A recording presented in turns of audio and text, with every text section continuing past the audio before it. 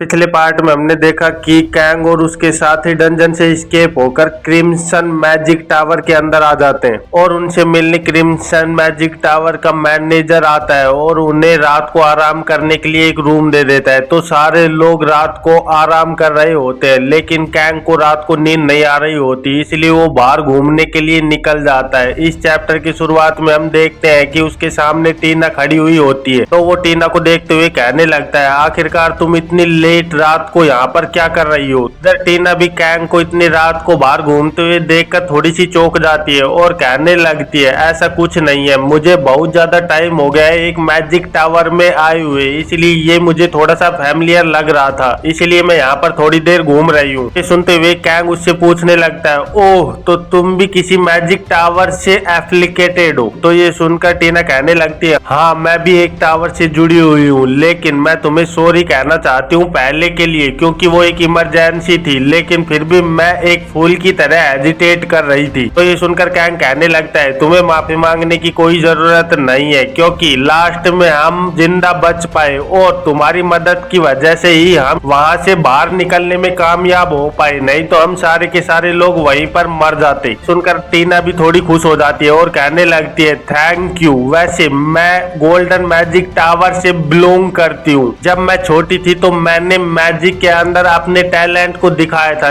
इसीलिए मेरी फैमिली चाहती थी कि मैं एक मेज बनूं, लेकिन मैं एक स्वार्ड्समैन बनना चाहती थी और मुझे स्वार्ड्स के साथ फाइट करना बहुत ज्यादा पसंद था, इसीलिए मैं हमेशा ल्यूक के साथ फाइट करती रहती थी, क्योंकि वैसे भी मैं मैजिक में इतनी ज्यादा टैलेंटेड नहीं थी, इसलिए मैंने सोचा कि क्यों ना मैं स्वार्ड को आजमाऊं। तो ये सुनकर कैंग कहने लगता है, ओह तो ये कारण था तुम्हारा मैजिक टावर छोड़ने का। ये सुनकर टीना थोड़ी सी सीरियस हो जाती है और कहने लगती है, हाँ लेकिन अंत में देखो, मैं स्वार्ड्समैनशिप और मैजिक दोनों में ही इतनी ज्यादा कमजोर रह गई हूँ और अब मेरे स्किल्स दोनों में ही बहुत ही ज्यादा कम है। शायद अगर मैं लगातार मैजिक के ऊपर फोकस करती तो मैं एक अच्छी मेज बन सकती थी। तो ये सुनकर कैंग अपने मन में सोचने लगता है, ये अपने आप को दोनों ही चीजों में कमजोर समझती है, इसीलिए मुझे इसे कुछ तो कहना ही चाहिए। और फिर वो टीना से कहने लगता है, वैसे मैं इस बारे में कुछ भी नहीं कह सकता, क्योंकि मैं इन दोनों चीजों में ही बहुत ज्यादा कमजोर हूँ और मुझे इन दोनों चीजों के बारे में ही कुछ नहीं पता है, लेकिन मैं इतना तो बता ही सकता हूँ कि तुम्हारे लिए इम्पोर्टेंट चीज वही है जो तुम करना चाहती हो, इसलिए तुम्हें वही करना चाहिए जो तुम्हें पसंद है। लेकिन अगर तुम्हें ऐसा लगता है कि तुम टैलेंट के मामले में दूसरे लोगों से कमजोर हो, तो तुम्हें सिर्फ लोगों को ट्रिक करना आना चाहिए। तो ये सुनकर टीना भी थोड़ी चौंक जाती है और कहने लगती है, क्या इन्हें ट्रिक करना है। तो कैंग बताने लगता है, वैसे तुम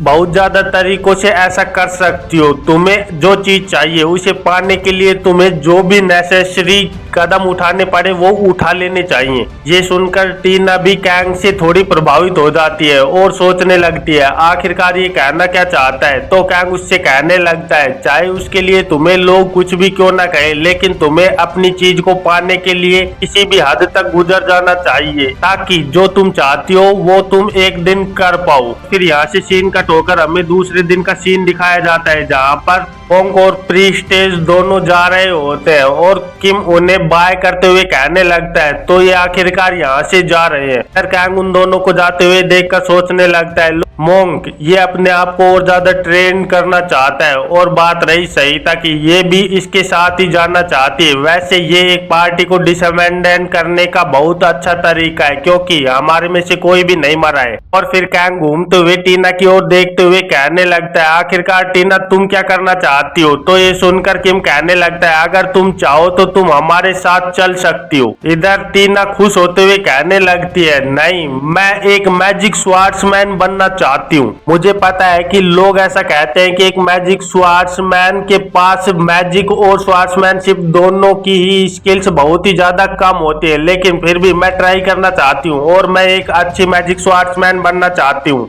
तो ये सुनकर कैंग मुस्कुराते हुए कहने लगता है, वैसे तुमने बहुत ही ज्यादा अच्छी बात सोची है, और एक लेटर को निकालते हुए टीना को देने लगता है और कहने लगता है, अगर तुम इस जगह पर जाओगी तो तुम्हें वो चीज मिल सकती है, लीजेंड फेरियो विलेज। ये नॉर्थन रीजन का सबसे कोल्डेस्ट पैलेस है। हाँ, वहाँ पर मेरा एक दोस्त है, वो सच में बहुत ही ज्यादा वियर्ड है। वियर्ड का मतलब है कि वो एक बहुत ही ज्यादा पावरफुल मैजिक स्वार्ड्समैन है जो कि वहीं पर रहता है, और मैं ये अश्योर करता हूँ कि अगर तुम उसके पास जाओगी तो तुम उसकी स्वार्ड्समैनशिप को देखकर ही बहुत कुछ सीख सकती हो, तो कि तुम्हारी ग्रोथ में बहुत ज्यादा हेल्प करेगी, इसलिए तुम वहां पर आराम से जा सकती हो। तो ये सुनकर टीना खुश होते हुए कैंग को थैंक यू कहने लगती है और वो लेटर को ले लेती है, और फिर वहां से जाते हुए कैंग और किम को बाय करते हुए कहने लगती है, मैं तुम्हें वहां से लेटर जरूर लिखूंगी। उसके जाने के बाद किम कैंग से कहने लगता है, वैसे अब हमें भी यहाँ से निकलना चाहिए, लेकिन हम उनके पीछे देखते हैं कि वो मेरी लड़की उनके पीछे भागते हुए आ रही होती है, और वो उन्हें रोकते हुए कहने लगती है, एक मिनट रुको, मुझे तुमसे कुछ काम है। कैंग, तुम्हें प्रोफेसर ने बुलाया है। और फिर यहाँ से सीन कट होकर हमें मैजिक टावर के अंदर का सीन दिखाया जाता है, जहाँ पर सोफे पर कैंग के सामने प्रोफेसर और एक आदमी और बैठा हुआ होता है। तो प्रोफेसर कहने लगता है, मैं माफी चाहता हूँ कि मैंने तुम्हारे डिपार्चर को रुकवा दिया है। ये सुनकर कैंग कहने लगता है, इसमें कोई प्रॉब्लम की बात नहीं है, लेकिन ये कौन है जो आपके बगल में बैठा हुआ है। और हम देखते हैं कि प्रोफेसर उसकी ओर देखकर थोड़े नर्वस हो रहे होते हैं, लेकिन वो आदमी बहुत ही ज्यादा खुशी से मुस्कुरा रहा होता है, और फिर हंसते हुए जोर से कहने लगता है, नाइस टू मीट यू, मेरा नाम शिशोंग है, मैं ऑब्सिडियन मैजिक टावर से आया हूँ, और मैं ऑब्सिडियन मैजिक टावर का एक प्रोफेसर हूँ। तो ये सुनकर कैंग सोचने लगता है, द ऑब्सिडियन मैजिक टावर, जो कि वारलॉक्स टावर के नाम से भी जाना जाता है, वहाँ पे लोग ब्लैक मैजिक को स्टडी करते हैं और उसको करेक्टली कैसे यूज किया जाए उस बारे में पता लगाते हैं। सच में ब्लैक मैजिक वैसे बहुत ज्यादा खतरनाक होता है, लेकिन अगर तुम्हारे पास परमिट है तो तुम उसे आराम से लीगली कर सकते हो। वैसे तो इसे चर्च हेट करता है, लेकिन फिर भी कुछ लोग ऐसा करते हैं। तो वहाँ के प्रोफेसर कहने लगते हैं, इसने मुझसे इंसिडेंट के बारे में सुना और उसके बाद ये तुमसे मिलना चाहता था। ये सुनकर ऑब्सिडियन टावर का प्रोफेसर कहने लगता है, मैंने सच में उस इनक्रेडिबल वारलॉक के बारे में सुना, सच में वो बहुत ही ज्यादा अमेजिंग था, और मैं चाहता हूँ कि अगर तुम उसके पास से कोई भी ऐसी चीज लेकर आए हो जो कि ब्लैक मैजिक से भरी हुई हो, वो तुम मुझे बेच सकते हो। मैं उसे रिसर्च के तौर पर यूज करना चाहता हूँ, और मैं उसके बदले में तुम्हें बहुत अच्छी चीजें दे सकता हूँ। तो ये सुनकर कैंग सोचने लगता है, वैसे मैं उसके पास से उसके लॉर्ड का ऑर्ब लेकर आया था, लेकिन मैं उस ऑर्ब को इसको नहीं दे सकता, और अगर मैं सोचूं तो मैं वहां से और कुछ भी नहीं लेकर आया था। लेकिन तभी कैंग को याद आने लगता है, जब वो उसके साथ लड़ाई कर रहा था तब उसके हाथ से उसका मैजिक डैगर छूटकर जमीन पर गिर गया था, जो कि उसके एस्केप मैजिक फॉर्मेशन के अंदर आकर गिरा था। इसका मतलब ये है कि वो डैगर भी उसी के साथ वहां पर टेलीपोर्ट हो गया है। तो कैंग उस डैगर को बाहर निकालते हुए सामने टेबल पर रख देता है और कहने लगता है, ये एक मैजिक डैगर है जो कि उसी आदमी का था, तो तुम इसे चेक कर सकते हो। उसे देखकर वो आदमी बहुत ही ज्यादा खुश हो जाता है और चिल्लाते हुए कहने लगता है, वाओ, इसके अंदर तो बहुत ज्यादा ब्लैक मैजिक भरा हुआ है। सच में इसे देखने के बाद तो मैं अपने आप को रोक ही नहीं पा रहा हूँ इस पर रिसर्च करने के लिए। इसके अंदर तो सच में बहुत ज्यादा पावर है और मैं इसकी ट्रू पावर को रिसर्च करना चाहता हूँ। और फिर हम देखते हैं कि ऑब्सिडियन टावर का प्रोफेसर बहुत सारे सामान को निकालकर टेबल पर रखने लगता है और कहने लगता है, तुम्हें इसमें से जो भी चीज चाहिए तुम इसे ले सकते हो, चाहे वो कुछ भी हो। तो कैंग उन सामानों को देखकर सोचने लगता है, यहाँ पर ऐसा कुछ भी नहीं है जो कि मेरे काम आ सके, क्योंकि ये सभी चीजें माना के तौर पर यूज आती हैं और मेरे पास तो सिर्फ स्टेमिना है। तभी उसकी नजर एक गुड़िया जैसी चीज पर पड़ती है, तो उसे देखते हुए सोचने लगता है, आखिरकार ये क्या चीज है। और कैंग देखता है कि वो एक चाबी से चलने वाला खिलौना होता है। तो कैंग उसकी चाबी को घुमाने लगता है और जैसे ही कैंग उसकी चाबी को छोड़ता है तो वो खिलौना चमकने लगता है और उसके अंदर से एक ट्यून निकलने लगती है। इसे देखकर कैंग थोड़ा सा कंफ्यूज हो जाता है और उसकी ओर देखने लगता है आखिरकार ये चीज क्या है और ये कर क्या रही है। तो ऑब्सिडियन टावर का प्रोफेसर जल्दी से उस चीज को अपने पास लेते हुए कहने लगता है ये एक लिवली म्यूजिक बॉक्स है जो कि मेरे दोस्त ने मुझे दिया था, ये यहाँ पर क्या कर रहा है मुझे कुछ समझ नहीं आ रहा है। तो कैंग उस म्यूजिक का अपने ऊपर असर देखते हुए कहने लगता है इसने हवा से माना को एब्जॉर्ब किया है और उसे वाइटलिटी में बदल दिया है। सच में इसकी वजह से मेरा स्टेमिना तुरंत ही बहुत ज्यादा बढ़ गया है, ये तो बहुत ही ज्यादा काम की चीज है। तो कैंग उससे कहने लगता है मैं इस चीज को इस डैगर के बदले में ले सकता हूँ। ये सुनकर दोनों प्रोफेसर ही कंफ्यूज हो जाते हैं कि आखिरकार इस डोल में ऐसा क्या है जो ये लड़का इसे लेना चाहता है। और हम देखते हैं कि कैंग उस डोल के साथ साथ बहुत सारी बुक्स और स्क्रोल्स भी उठा रखा होता है और वो कहने लगता है ये बुक्स और स्क्रोल्स मुझे उस प्रोफेसर ने दी है क्योंकि उन्हें लग रहा था कि उस खिलौने के बदले में इतना ज्यादा कीमती डैगर को लेना सच में बहुत ही ज्यादा चिटिंग वाला काम है।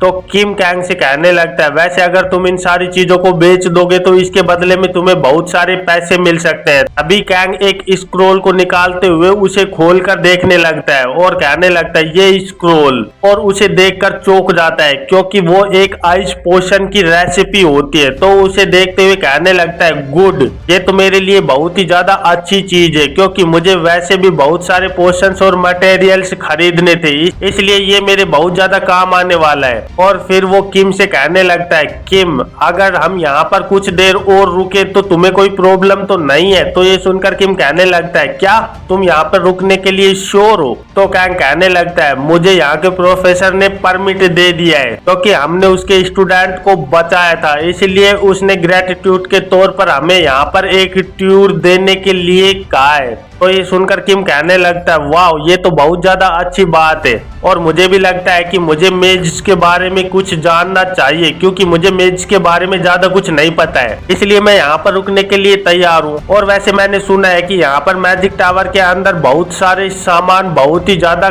महंगी कीमत पर बिकते हैं और यहाँ के पोशन की क्वालिटी भी बहुत ही ज्यादा बेटर होती है बाहर के पोशंस के मुकाबले। सच में यहाँ पर रुकने में बहुत ज्यादा मजा आने वाला है। और फिर हमें क्रिम्सन मैजिक टावर का पोशन शॉप को दिखाया जाता है जहाँ पे लोग पोशंस खरीद रहे होते हैं। तो कैंग एक टेबल पर जाते हुए कहने लगता है मुझे एक बॉक्स माना पोशन और एक बॉक्स हेल्थ पोशन का चाहिए और इसके साथ साथ मुझे 3 बॉक्स स्टेमिना पोशन भी चाहिए। अभी कैंग की नजर सामने पड़ती है जहाँ पर कोई पोशंस बना रहा होता है। तो कैंग उसे देखते हुए कहने लगता है एक्सक्यूज मी, और हम देखते हैं कि सामने एक लड़का पोशन बना रहा होता है। तो कैंग उसे देखते हुए कहने लगता है क्या तुम इन हर्ब्स को उस पोशन के अंदर डालने वाले हो, तुम्हें ऐसा नहीं करना चाहिए। तो वो लड़का कैंग की ओर देखकर थोड़ा सीरियस होते हुए सोचने लगता है सच में यहाँ पर कैसे कैसे लोग आ जाते हैं जिनके पास कोई माना भी नहीं है, फिर भी ये मुझे एडवाइस दे रहा है, चलो छोड़ो इसे। और फिर वो घूमकर वापस से अपने काम पर लग जाता है और वो उन हर्ब्स को उस पोशन के अंदर डाल देता है। तो किम उस लड़के को देखते हुए कहने लगता है ओह हाँ यही वजह है कि मैं मेज को इतना ज्यादा पसंद नहीं करता, देखो इसे ये कितना ज्यादा एरोगेंट है। तो कैंग किम से कहने लगता है अब हमें यहाँ से बाहर निकल लेना चाहिए क्योंकि हमारा काम यहाँ पर अब बस खत्म हो गया है। और फिर हम देखते हैं कि कैंग और किम दोनों बाहर गलियारे से जा रहे होते हैं। तो किम कैंग से पूछने लगता है लेकिन डॉक्टर कैंग आखिरकार तुमने उसे उस हर्ब को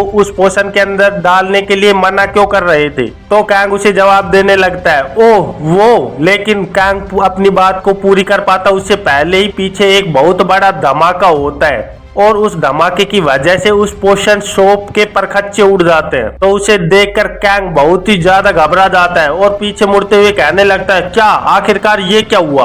तो कैंग मुस्कुराते हुए कहने लगता है यही वजह है कि मैंने उस आदमी को उस हर्ब को उस पोशन के अंदर डालने से मना किया था क्योंकि मुझे पता था कि ये होने वाला है। और यही इस चैप्टर का अंत हो जाता है। तो फिर मिलते हैं एक नए चैप्टर में, तब तक के लिए बाय बाय।